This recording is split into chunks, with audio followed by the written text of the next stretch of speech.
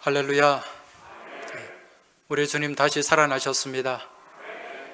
십자가 죽음의 권세를 깨뜨리고 부활 승리를 이루어내신 우리 주님의 부활의 능력이 오늘 이 자리에 함께 예배하는 우리 모든 믿음의 교우들과 또 인터넷으로 또 함께 예배에 동참하는 우리 교우들의 삶의 자리 가운데 함께 하시고 동행하시고 또 능력으로 역사하시길 주의 이름으로 축원합니다.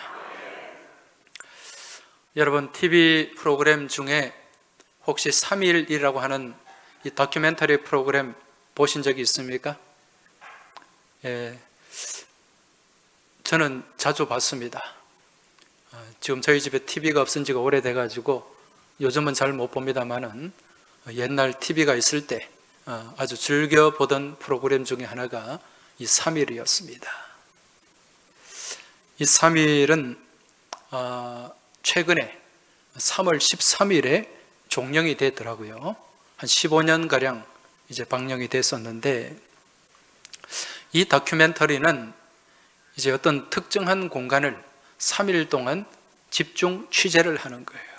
3일이면 72시간인데 이 3일 동안 그곳을 취재함을 통해서 우리와 더불어 살아가지만 또 나와는 완전히 다르게 살아가는 그런 사람들의 모습을 우리가 보게 됩니다. 그리고 또 내 주변에 이렇게 살아가는 사람이 있구나라는 것을 깨닫게 해주는 아주 따뜻한 프로그램이 3일이라는 다큐멘터리였습니다. 언젠가 이 프로그램을 기획하고 또 제작했던 PD가 신문에 이런 말을 한 것을 본 적이 있습니다. 기자가 물었어요. 왜 하필이면 3일입니까? 4일도 5일도 할 수 있는데. 그때 그 질문에 PD가 이렇게 대답을 합니다. 3일은 너무 짧지도 않고 또 길지도 않은 시간인데 어떤 삶이든 간에 3일 동안 관찰을 하면 그 삶의 맥을 짚을 수가 있다는 거죠. 그리고 또 그 삶을 제대로 들여다볼 수가 있다. 그런 답변을 했습니다. 이처럼 3일이라고 하는 기간, 어떻게 보면 짧은 것 같기도 하고 또 다르게 보면 또 이 3일은 굉장히 긴 시간입니다. 그런데 우리 역사를 더듬어 보면 이 3일이라는 기간 가운데 완전히 몰락한 경우도 있고 또 완전히 주저앉았다가 다시 일어나서 역전을 이루어내는 그런 일들도 있었던 것을 보게 됩니다. 여러분, 혹시 3일 천하라는 말 들어보셨습니까? 이 3일 천하는 무슨 사건과 관련이 있죠? 1884년에 우리나라에 갑신정변이 있었습니다. 이 갑신정변은 그 해가 갑신년인데 갑신년에 일어난 변란, 정변이라는 거죠. 이 갑신정변이 3일 천하로 끝이 났어요. 그 당시에 이 개화파에 속해 있던 김옥균, 또 서재필, 박영효 이런 분들이 주도해서 이제 정변을 일으키게 되는데, 그 당시 9월 말이지 않습니까? 이 각국의 이 열광들이 우리나라를 집어삼키려고 각축을 벌이던 그러한 시기였습니다. 그때는 이 청나라가 아주 우리나라를 호시탐탐 노리고 있었어요. 중국이죠. 그래서 이 청나라가 우리나라를 지배하려고 하면서 소위 말하는 속방화 정책을 펼치게 됩니다. 이 속방이라고 하는 것은요, 겉으로는 독립국인데 실제로는 속국이 되는 것을 얘기하는 것입니다. 그래서 이 청나라가 우리나라를 속국으로 삼으려고 했다는 거죠. 여기에 대항해서 이 갑신정변을 일으키게 됩니다. 처음에 이 정변이 성공을 했어요. 성공을 했는데 그 성공이 3일 만에 막을 내리고 말았습니다. 그래서 3일 천하라 그렇게 부르는 거죠. 만약에 이 갑신정변이 3일 천하로 끝나지 않고 성공을 했더라면 우리나라는 그 나라의 자주권을 잃어버리지 않았을 것입니다. 그리고 일제에 합병도 되지 않았고 또 강제로 남북이 분단되는 그런 아픔도 겪지 않았을 것입니다. 그런데 왜 이 갑신정변이 3.1천하로 끝나게 되었는가? 거기에는 여러 가지 이유가 있습니다만은 그 중에 대표적인 게 뭐냐? 이 갑신정변을 주도했던 이 개화파, 이 개화당이 일본을 너무 믿었어요. 일본을 믿은 게 가장 큰 실책이었습니다. 이제 자기들이 이 변란을 일으키면 일본이 뒤에서 다 도와줄 줄 알았어요. 또 도와준다고 약속도 했어요. 그런데 막상 이제 청나라가 막 군사들을 데려와서 몰아붙이니까 우리가 밀렸죠. 그 뒤에 일본 군사들이 진치고 있었는데 도와주기는커녕 다 도망을 가버렸어요. 그러니까 이 정변이 그냥 무의로 끝나고 만 것이죠. 한마디로 뒤통수를 맞은 겁니다. 누구를 믿다가? 일본을 믿다가, 더 나아가서는 사람을 믿다가. 그래서 그 당시에 생겨난 유명한 말이 있잖아요. 미국 놈 믿지 말고, 소련 놈 속지 말고, 조선 사람 조심해라, 일본 놈이 일어난다. 유명한 말이에요. 여러분, 이 역사를 통해서 깨달을 수 있는 게 무엇인가? 사람을 믿어서는 안 된다는 것입니다. 사람뿐만 아니라 어떤 한 특정한 나라를 믿어서도 안 돼요. 이건 오늘 우리도 마찬가지입니다. 여러분, 우리의 삶이 사람을 믿다 보면은 반드시 실망하게 됩니다. 낭패를 겪게 된다는 거예요. 오직 우리의 믿음의 대상은 누굽니까? 살아계신 하나님 한 분인 줄 믿으시기 바랍니다. 사람은 믿음의 대상이 아니에요. 사람은 사랑의 대상이고 긍휼의 대상이지 신뢰의 대상이 될 수 없다는 것입니다. 이건 나라도 마찬가지입니다. 국가도 마찬가지예요. 과거 우리 선도들이 이 갑신정변 때 당하고 뭐라고 얘기했습니까? 미국 놈 믿지 마라, 소련 놈에 속지 마라. 여러분, 미국이라는 나라, 우리나라와 아주 가까운 우방이지 않습니까? 또 참 고마운 나라예요. 우리가 어려울 때 정말 많이 도와줬던 나라가 미국입니다. 이처럼 긴밀한 우방이긴 하지만 여러분, 우리가 저 나라 미국을 믿을 수 있을까요? 믿지 못합니다. 또 믿어서도 안 돼요. 이 동북아시아의 정세나 상황이 바뀌어서 만약에 우리나라의 존재 가치나 효용성이 미국에 없다면 언제든지 떠날 수 있는 나라, 결별할 수 있는 나라가 미국입니다, 여러분. 베트남 전쟁 보세요.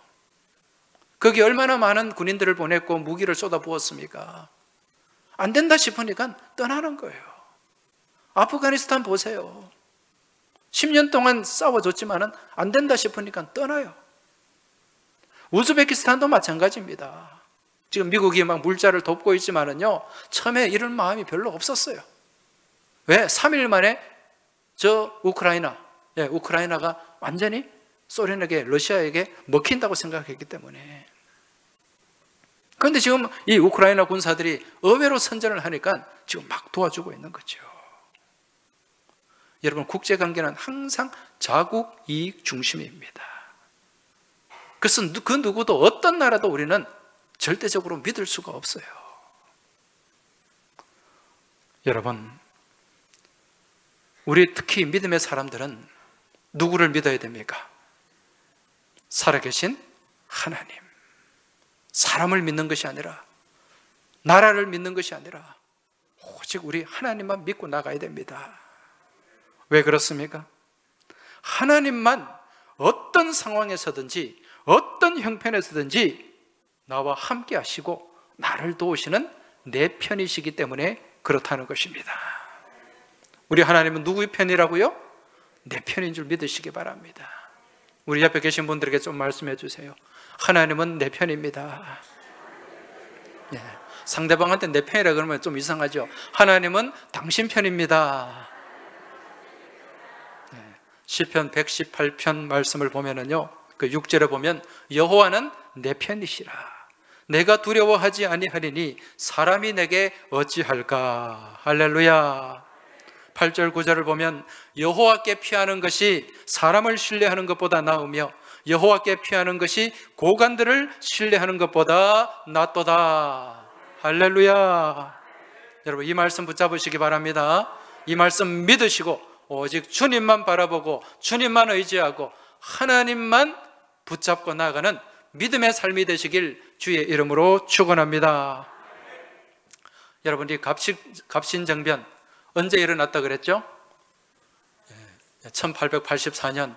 이거 외우실 필요 없습니다. 이 갑신정변이 일어나고 난 1년 뒤에 무슨 일이 있었는가?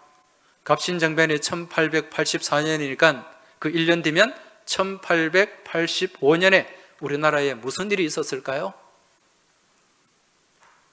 좀 더 구체적으로 말씀드리면 1885년 4월 5일, 이 날이 어떤 날일까요?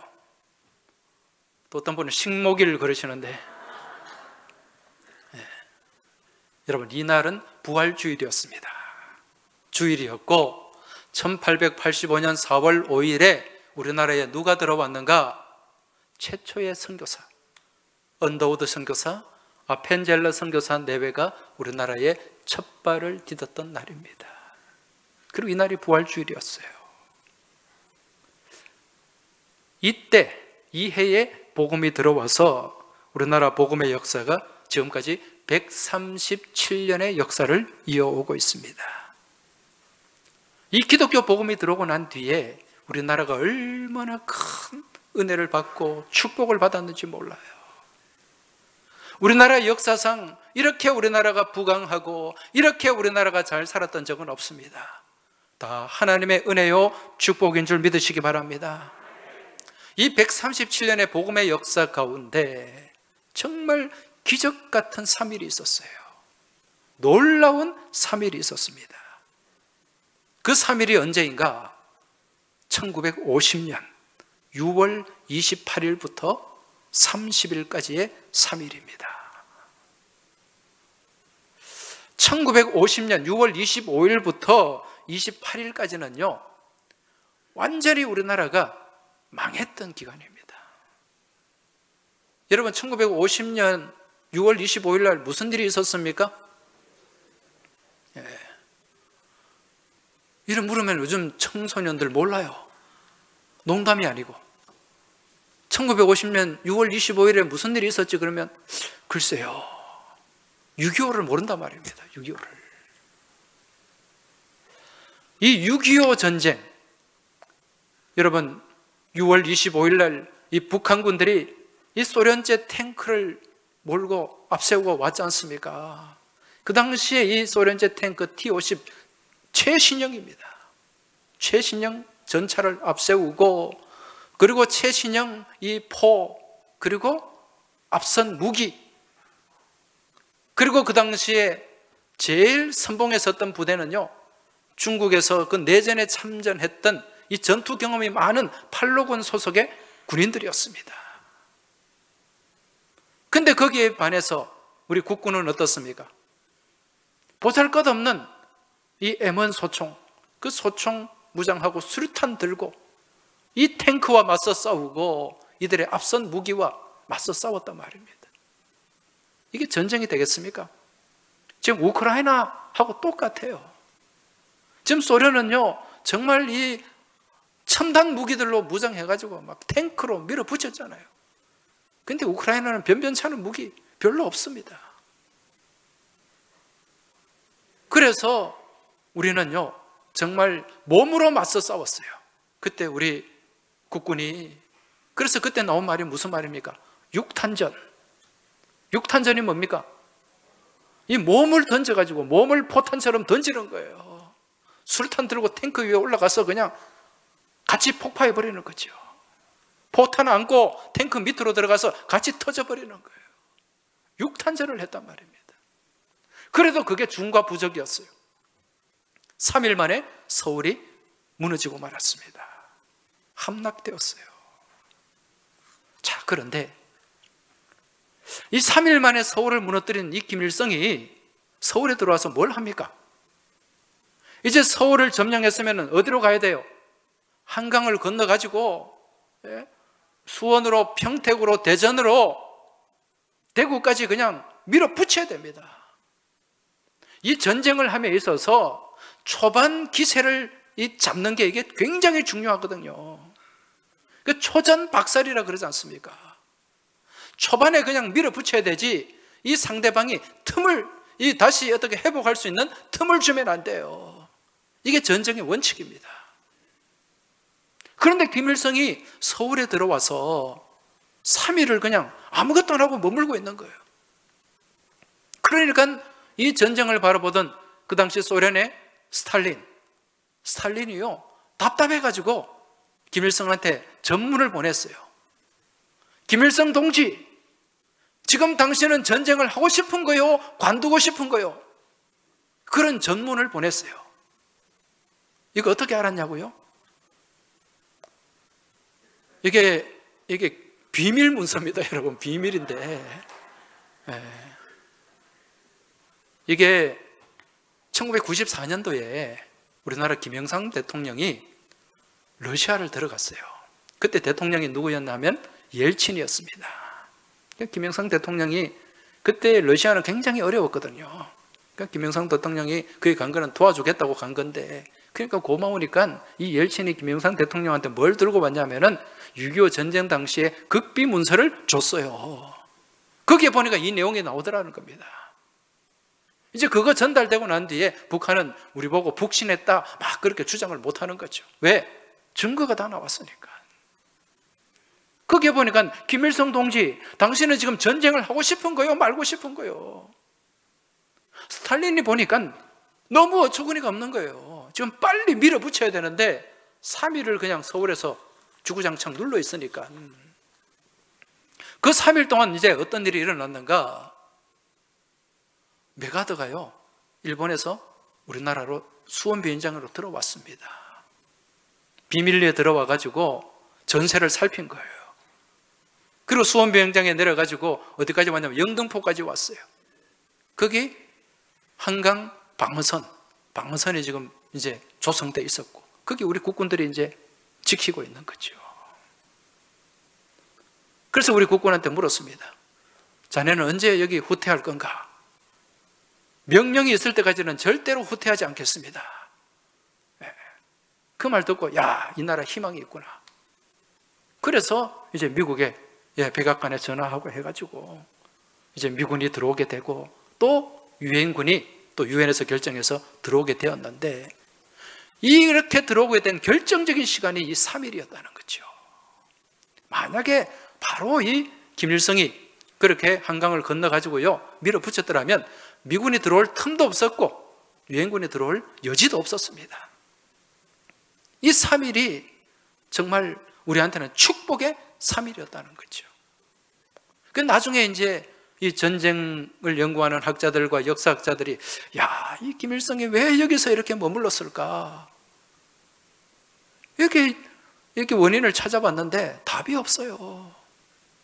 어떤 사람들은요, 그때 우리 정부가 한강 인도교를 폭파했기 때문에 강을 못 건너서 그랬다, 그렇게 얘기하는데 그것도 사실 아닙니다. 왜냐하면 그 당시에 마포나루에 배들이 많았어요. 나중에 북한군들이 그 배를 타고 건넜고, 그럼 탱크하고 차는 어떻게 건너느냐? 그 당시에 인도교는 폭파가 됐지만 한강 철교는요 약간 파손이 됐어요. 그 당시에 이 장비 갖다 놓으면 몇 시간 만에 수리가 가능하다 그래요. 그 나중에 실제로 그거 고쳐가지고 그 위로 탱크 지나왔거든요. 이게 답이 안 된다는 거죠.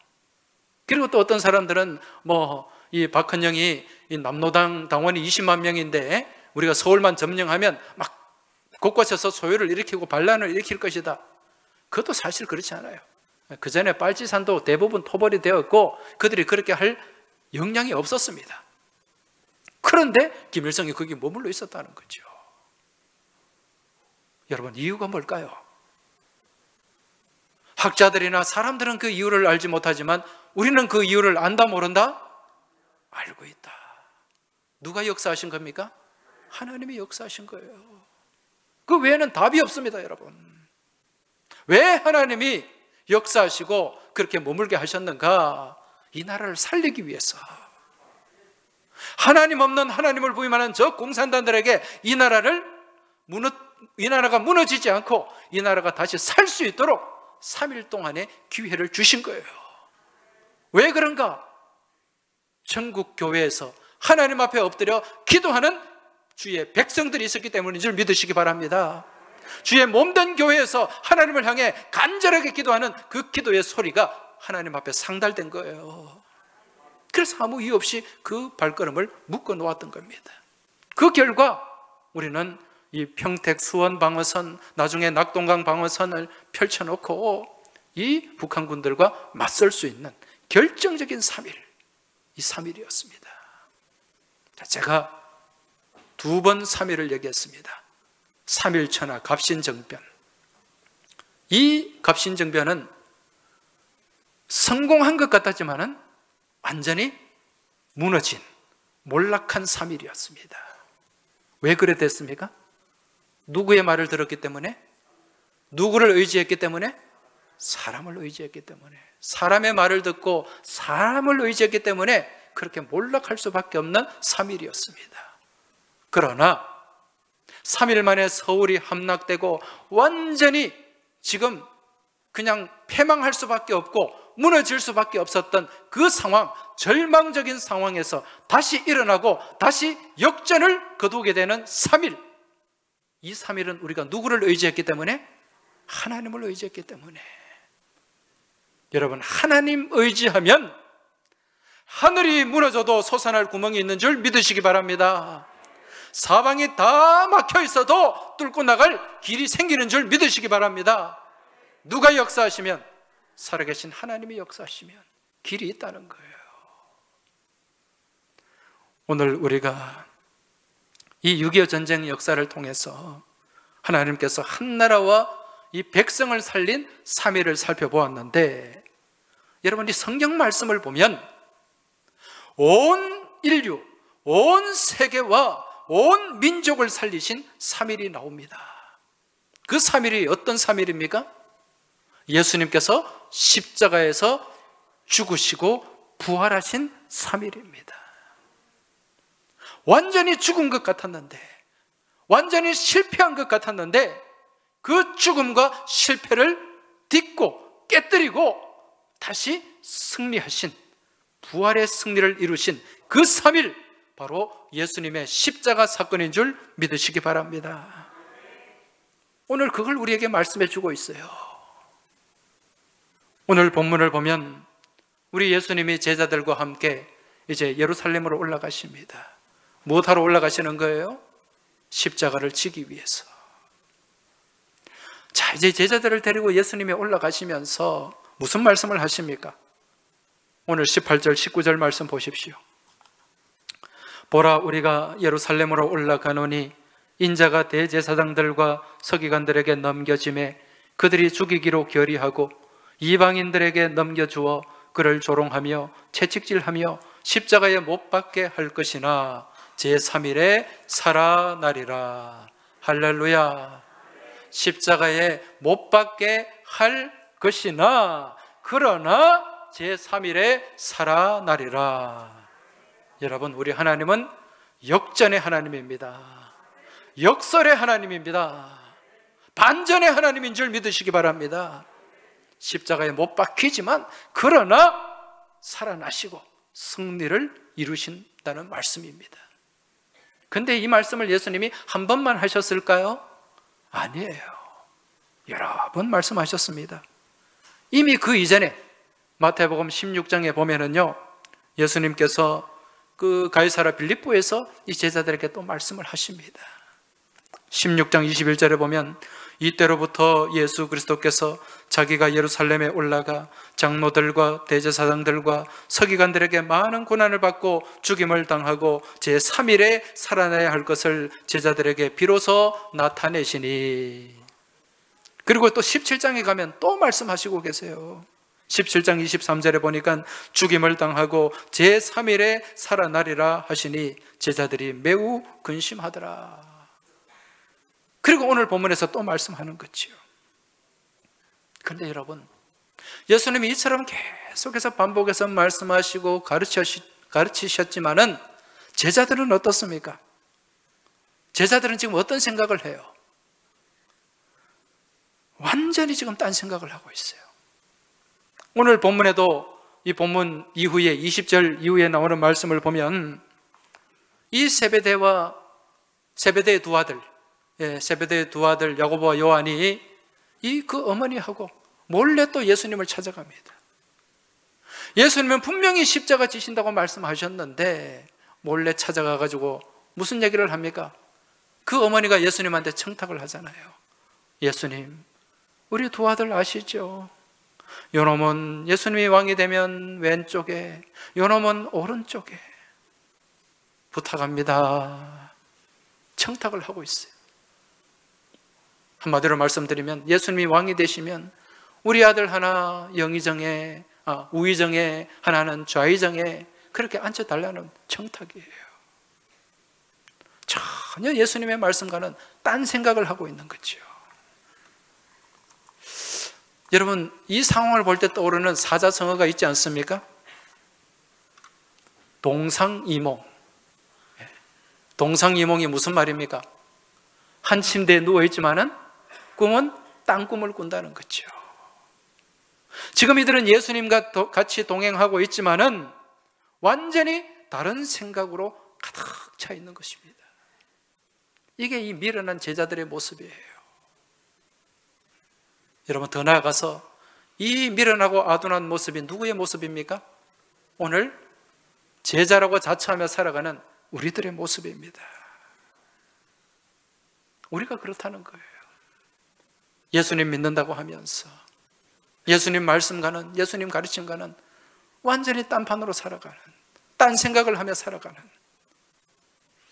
이처럼 미련하고 아둔한 죄인들, 여러분, 이 죄인들을 살리기 위해 우리 예수님이 무엇을 지셨습니까? 십자가를 지신 거지요. 그 십자가를 지시고 그 십자가 고통 가운데, 고난 가운데 3일 동안 죽으신 거예요. 그런데 예수님의 이 십자가 죽음이 그 죽음으로 끝났습니까? 그렇지 않죠. 어떤 일이 일어났습니까? 그 죽음의 권세를 깨뜨리고 승리하신 부활의 역사가 이루어졌습니다.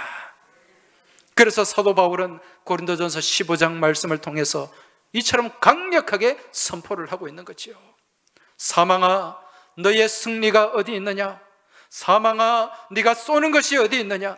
사망에 쏘는 것은 죄요, 죄의 권능은 율법이라. 우리 주 예수 그리스도로 말미암아 우리에게 승리를 주시는 하나님께 감사하노니. 할렐루야. 사망이 우리 예수님을 지배하고 사망이 우리 예수님을 가두지 못했다는 것입니다. 이 말씀을 통해서 볼 때 이 사망이 쏘는 것, 여기서 사망이 쏘는 것은요, 이 헬라말로 켄트론이라는 단어인데 이건 치명적인 독침을 얘기하는 거예요. 이처럼 사람을 죽이는 치명적인 독침, 그것은 바로 죄라고 하는 것입니다. 오늘날 이 땅 가운데 여러분, 이 사망의 독침, 죄의 독침을 맞고 살아난 사람은 아무도 없습니다. 다 죽게 되어 있어요. 이 죄의 독침을 피해갈 수 있는 사람은 한 사람도 없다는 것입니다. 그렇지만 이 죄의 독침, 이 사망에 쏘는 것을 이기시고 그 죽음을 꺾으시고 다시 승리하신 분이 있는데 그분이 누굽니까? 부활하신 우리 주님 예수 그리스도인 줄 믿으시기 바랍니다. 그래서 그 뒤에 57절에 보면 우리 주 예수 그리스도로 말미암아 우리에게 승리를 주시는 하나님께 감사한다고 고백을 하고 있는 것입니다. 여러분, 오늘 우리도 마찬가지입니다. 우리 가운데 이 죄의 독침을, 이 사망의 독침을 피해갈 사람 아무도 없습니다. 우리 모두는 죄의 노예로, 죄로 인하여 이미 죽을 수밖에 없고 이미 죽었던 죄인들입니다. 그렇지만 누구로 말미암아? 이 사망 권세를 꺾으신 예수 그리스도로 말미암아 승리를 얻게 되었다고 말씀하고 있습니다. 무엇을 향한 승리입니까? 죄를 향한 승리요, 죽음을 향한 승리인 줄 믿으시기 바랍니다. 우리 주님께서 아무 죄가 없으시지만 친히 십자가를 지셨어요. 누구를 위해서? 죄인된 우리들을 위해서. 그리고 그 십자가를 지시고 3일 동안 완전히 죽으셨습니다. 근데 그 예수님의 죽음은 죽음으로 끝난 것이 아니라 그 죽음의 권세를 꺾고 승리를 거둔 3일이었습니다. 오늘 우리가 이러한 주님의 부활을 믿음으로 그 주님의 부활의 승리와 부활의 능력이 바로 우리의 능력이 되고 우리의 승리가 된 줄 믿으시기 바랍니다. 여러분, 이 일이 언제 일어났습니까? 십자가에서 죽으신 그 3일 동안. 그 3일 동안 우리 주님은 원수를 다 이기시고 사망 권세를 깨뜨리시고 다시 살아나신 줄 믿으시기 바랍니다. 그래서 오늘도 우리는 사셨네, 사셨네, 예수 다시 사셨네, 이 찬양을 합창하게 되는 줄 믿으시기 바랍니다. 우리 인류 역사를 살펴볼 때 앞서 말씀드린 것처럼 이 사망의 독침을 피해간 사람 한 사람도 없습니다.